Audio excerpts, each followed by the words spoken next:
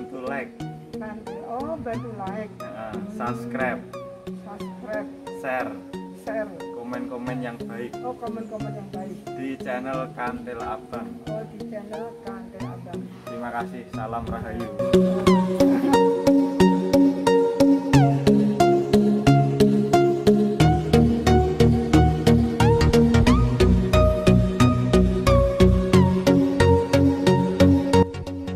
Oke guys, assalamualaikum warahmatullahi wabarakatuh. Kali ini tim Kantil Abang lagi pelesiran di area Yogyakarta, tepatnya di pusat 0 km. Kenapa dijadikan nama 0 km? Karena titik pusat daripada penghitungan di Jogja itu berawal atau bermula dari Tugu yang tepat berada di belakang saya ini.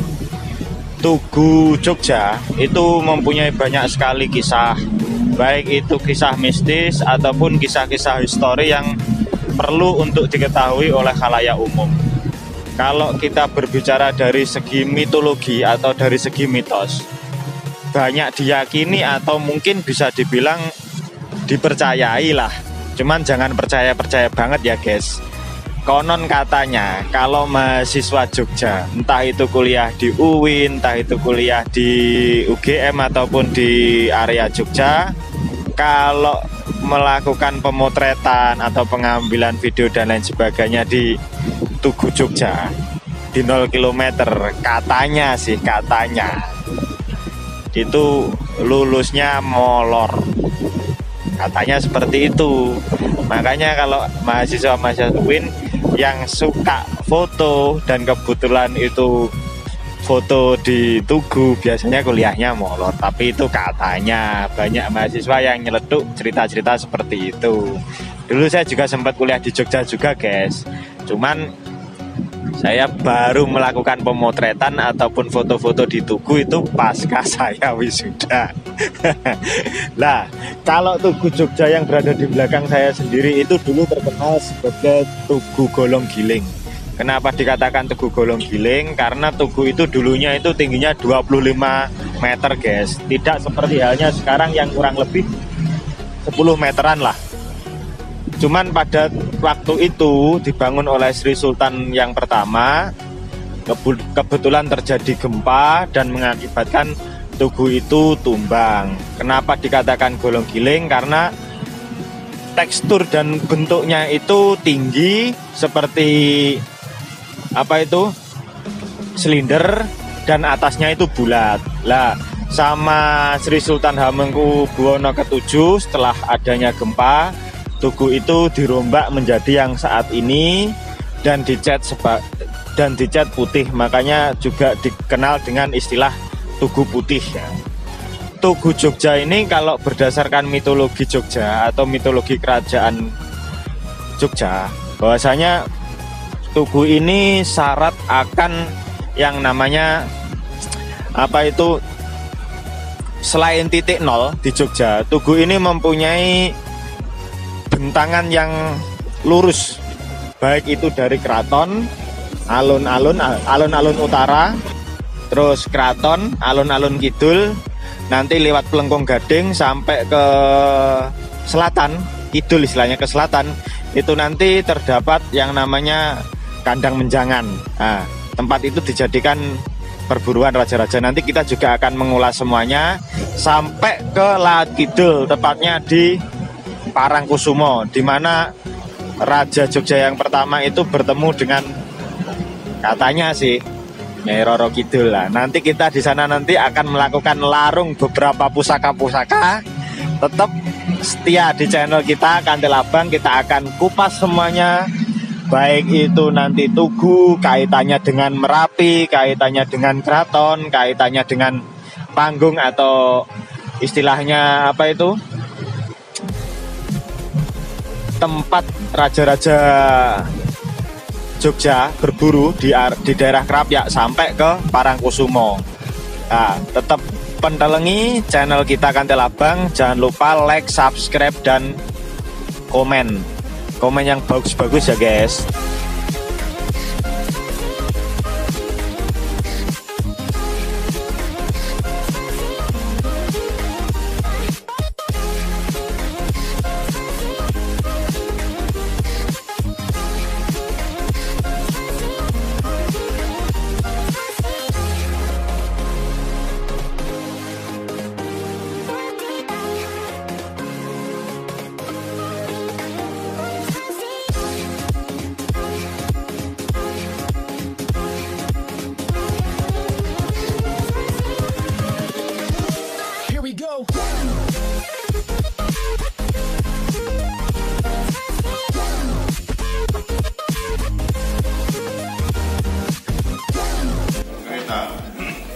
Di dalam museum kereta ini Mas ada 23 kereta. Pertama nama kereta Kejong Dia, ini bikinan Belanda. Dibuat tahun 1880, peninggalan Sultan ke-7, ditarik 6 ekor kuda. Ini digunakan oleh Manggolojito atau Panglima Perang. Tapi sekarang digunakan untuk acara pernikahan. 3 kali digunakan, waktu pernikahan terakhir pakai ini, tahun 2013.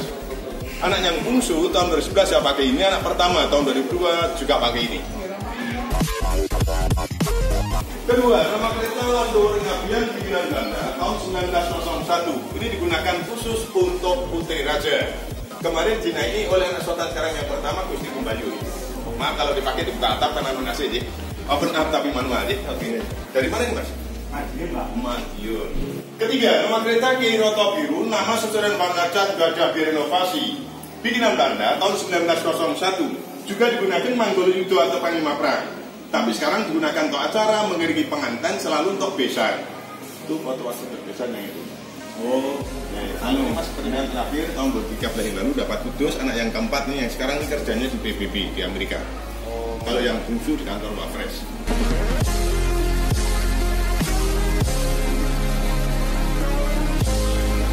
Yang keempat, nama kereta Rejo Pawoko bikinan Belanda tahun 1901 digunakan untuk keluarga. Kemarin dinaiki oleh adik-adik Sultan. Ini waktu pernikahan terakhir.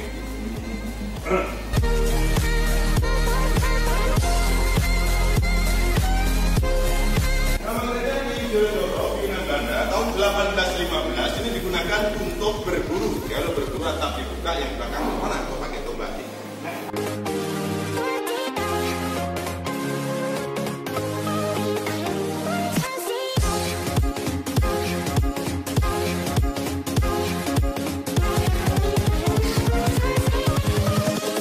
Dan nama kereta Permili baru bikinan Indonesia ini. Dibuat tahun 1921 digunakan untuk penari-penari keraton. Maka tempat duduk banyak karena penari keraton memerlukan orang banyak. Contoh itu Mas. Mas ya penari kita masuk aku dalam pesawat juga. Masuk apa? Arti film ya. Ada motor parang tugas motor terbaru bakal cukup Merapi semuanya hadir di dalamnya. Tapi maaf tanpa gaji dengan. Oh, aktif film tanpa gaji. Saya baru 35 tahun dengan anggota ini. Tanpa gaji. Bang Mari jadi pangkatnya KRT Kanjeng Ratu Tengku dengan Bupati Bodo itu. Kok ngomong jemput, malah film menjadi bukan gaji, pengabdian dan berkah. Tuhan itu mata mata punya satu kakaknya juga pemandu ada yang ngasih yang banyak gitu. Kalau gaji setahunnya. Paling dulu nama kereta Kusuma 10 bikinan Belanda 1870 digunakan untuk menantu raja.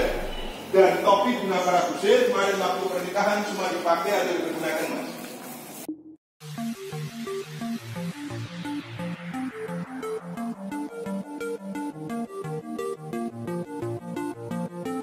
Dan nama kereta Kapuliti bikinan Jogja tahun 1921 digunakan untuk berburu tapi anak dari selir. Tahu selir ya? Istri kedua, ketiga selirnya selir.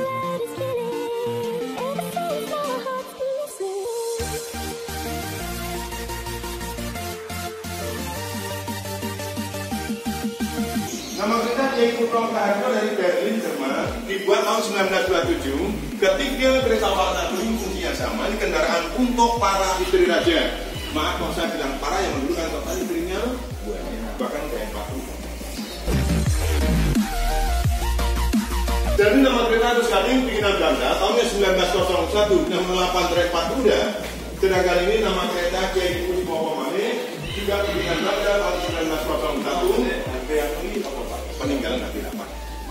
Jadi 1, 2, 3, 8 semua. Ini tahun 8 semua ini hampir 40% peninggalan Nabi 8. Habis sebenarnya udah mobil Mas. Ini ketiga sama kendaraan untuk para istri raja.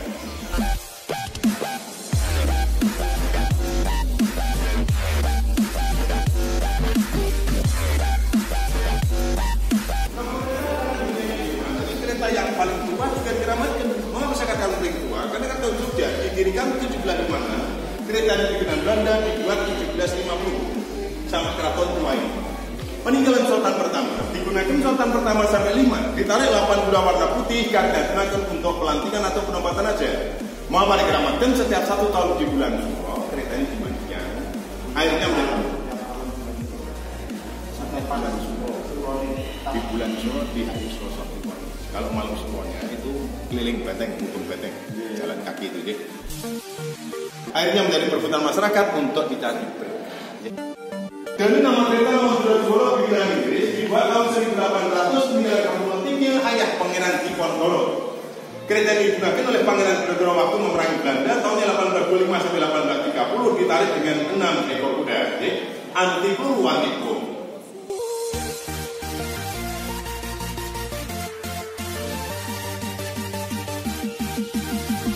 Nama kereta Garuda atau kereta Kencana ini semuanya masih 18 karat ini. Tapi maaf sudah 2 tahun ini tidak dibersihkan karena lama-lama Keraton Jogja mengadakan sekaten. Tahu sekaten? Perayaan Maulid Nabi.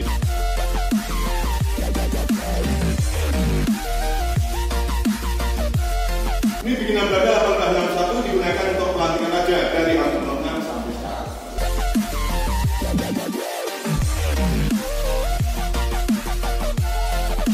Jadi nama kereta Manirno bikinan Belanda 1815 digunakan untuk siar.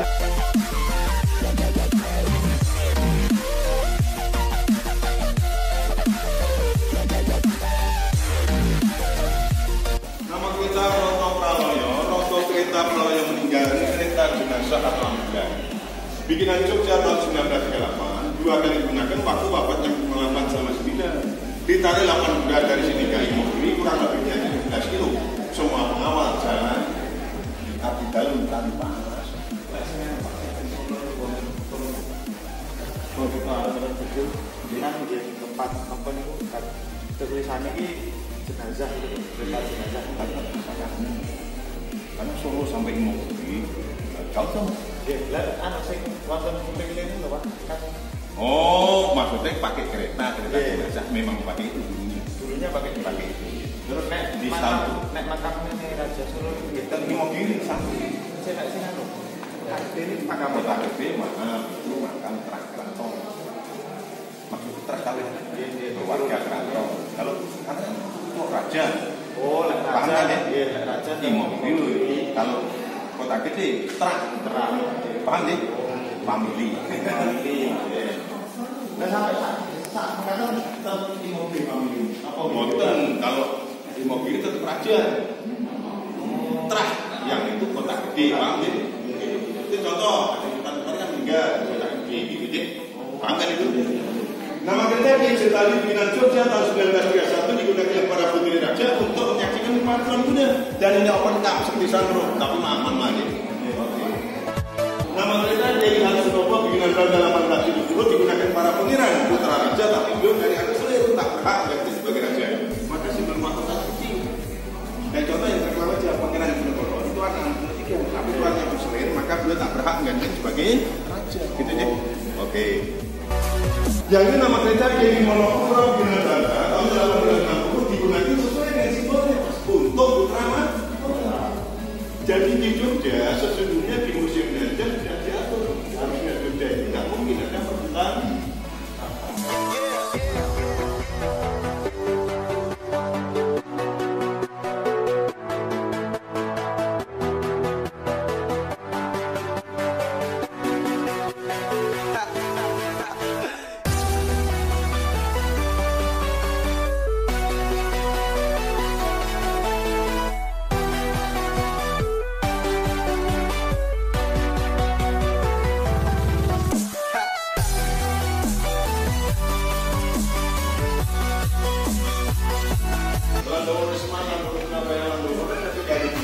Tahun 1901 ini digunakan untuk antar jemput tamu mancanegara, tapi khususnya tamu kerajaan. Pernah dinilai di daya sama Pangeran Charles, Ratu Elizabeth dan Sultan. Tahun berapa itu Inggris? Asal dipakai di belakang, terima kasih. Yang terakhir, nama kereta Otogrom di Belanda 1870 digunakannya cuma 2 juta atau pangkalan.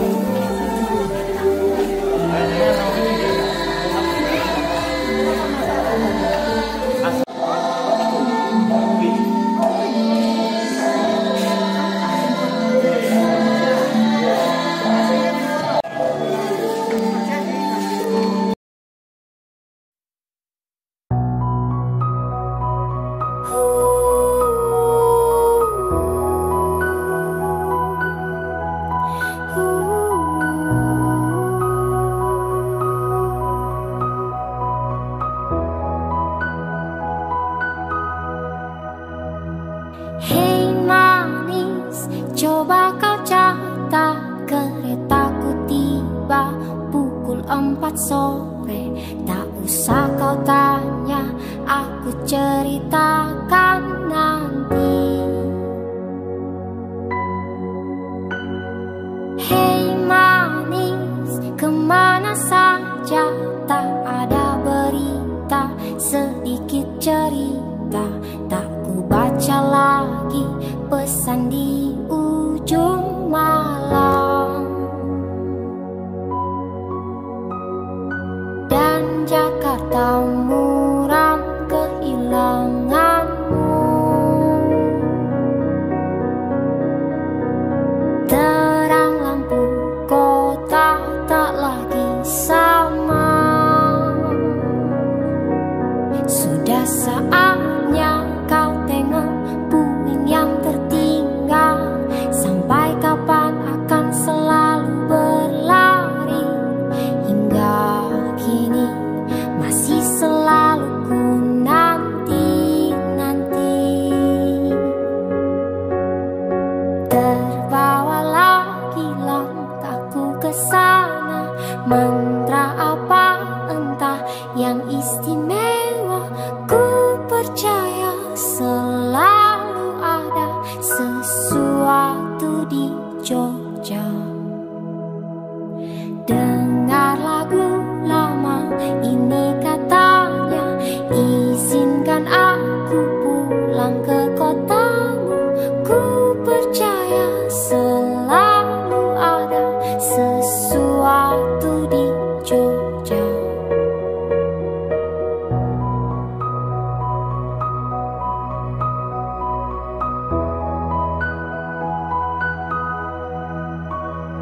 Hei manis, bawa aku jalan kaki saja menyusuri kota. Ceritakan semua ceritamu padaku. Ya Jakarta muram kehilanganmu. Bau wangi hujan tak lagi sama. Sudah saatnya kau jemput musik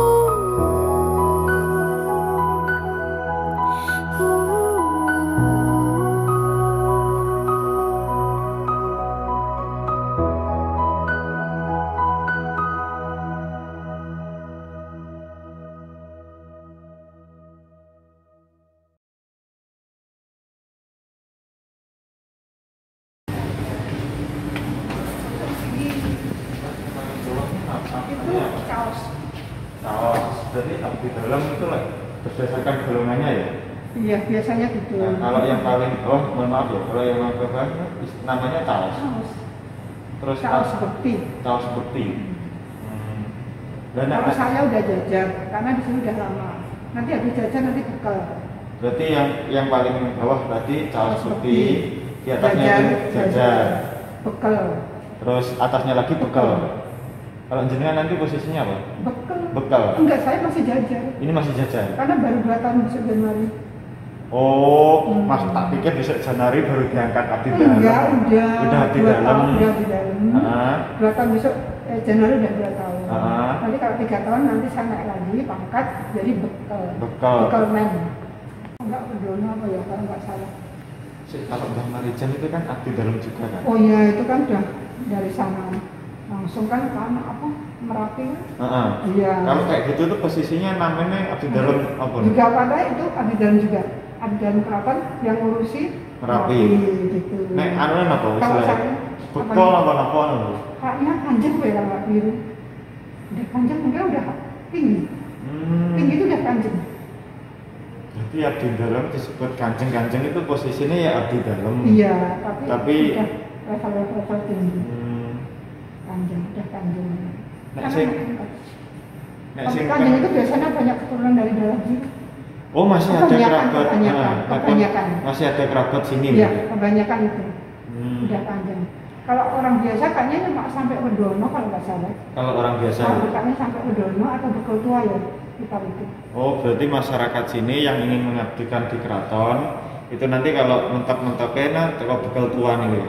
Iya, Umumnya lah. Umumnya Seperti iya, itu. betul.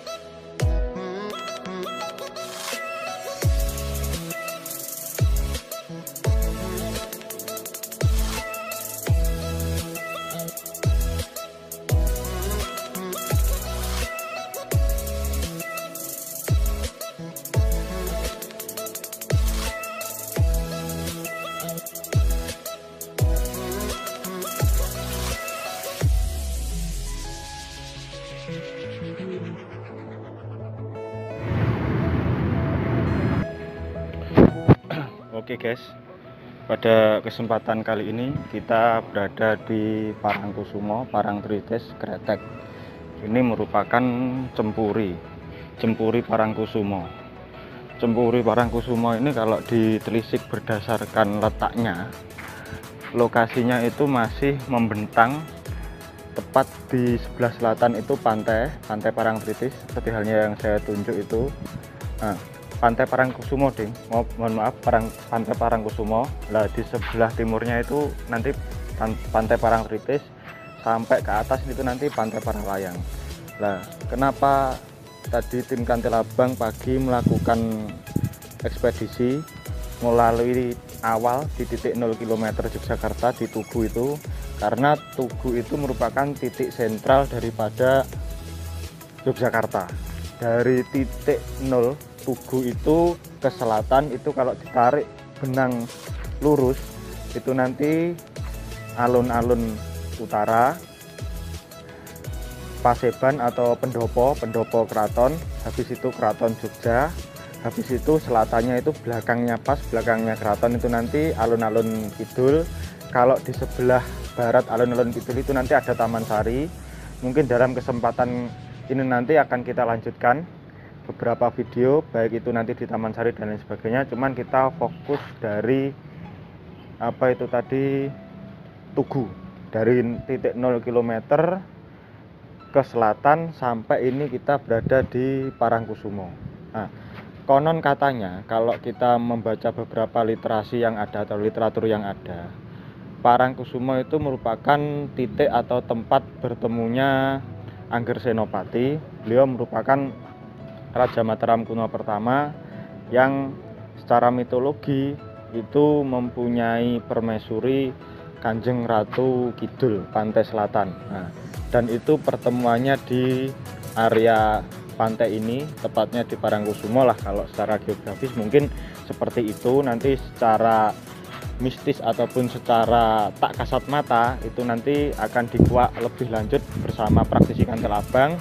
Tetapi kalau berdasarkan mitologi dan cerita-cerita yang ada, dari titik 0 ke utara itu nanti Merapi, kalau ke selatan itu nanti Keraton, sampai tembus tadi juga sempat disut ya sebelum kita pengambilan video di sini itu di Kandang Menjangan Krapyak. Itu secara apa ya, garis ketika ditarik benang membentang itu lurus Merapi, titik 0 Tugu, terus alun-alun utara, terus Pendopo, Keraton, alun-alun kidul, apa ya, Gading, Gading kidul atau Plengkung Gading, itu terus ke selatan nanti ketemunya Panggung Krapyak, terus sini. Nah, kita explore dulu guys, Cempuri Parangkusumo. Kita explore dari luar saja. Biasanya pintu ini terbuka. Mungkin ini karena masih dalam proses apa ya, masa-masa pandemi Covid, ini ditutup. Biasanya ini terbuka, pintu Cempuri ini terbuka. Kita bisa melakukan ritualisasi di dalam sini itu ada bebatuan tuh. Biasanya banyak orang yang melakukan ziarah di sini untuk melakukan ritualisasi. Itu juga ada beberapa bekas-bekas tempat apa itu, pembakaran dupa, menyan dan lain sebagainya. Tabur bunga berada di bebatuan yang ada di tengah daripada Cempuri yang ada di Parangkusumo. Kalau lokasinya itu dalam perkembangannya memang sudah dibangun oleh Sinuwun Kanjeng Sultan Hamengkubuwono, tetapi dalam prakteknya itu memang saya mendapat beberapa informasi kalau bangunan ini sebenarnya rencananya memang mau dibangun secara megah, karena lokasi ini memang diyakini baik masyarakat Jogja sendiri juga masyarakat secara luas bahwasanya area Parangkusumo itu merupakan tempat pertemuan Hamengkubuwono dengan penguasa Laut Selatan, Laut Kidul. Nah, cuman ketika raja, dalam hal ini sultan, ingin membangun lokasi ini secara megah, itu Kanjeng Ratu Kidul atau penguasa Laut Kidul itu tidak menghendaki atau tidak menginginkan kalau lokasi ini dibangun secara megah dan mewah. Maka kalau kita lihat dari depan itu bangunan yang memang sudah tertata atau sudah terbangun itu tetap dibiarkan. Cuman kalau kita melihat ke selatan itu ada beberapa bangunan-bangunan baik itu pemasangan lampu dan lain sebagainya yang terlihat tidak dilanjutkan.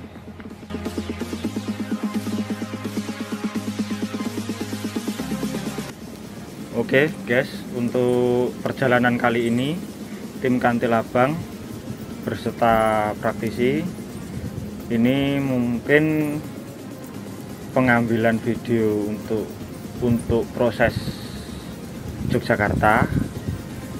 Mungkin kita nanti akan melanjutkannya di kesempatan lain waktu, dan tetap pantau channel Kantil Abang. Tentunya kita juga akan menguak sisi-sisi historis masih berkaitan tentang Yogyakarta, khususnya titik nol, Keraton sampai ke Parangkusumo dan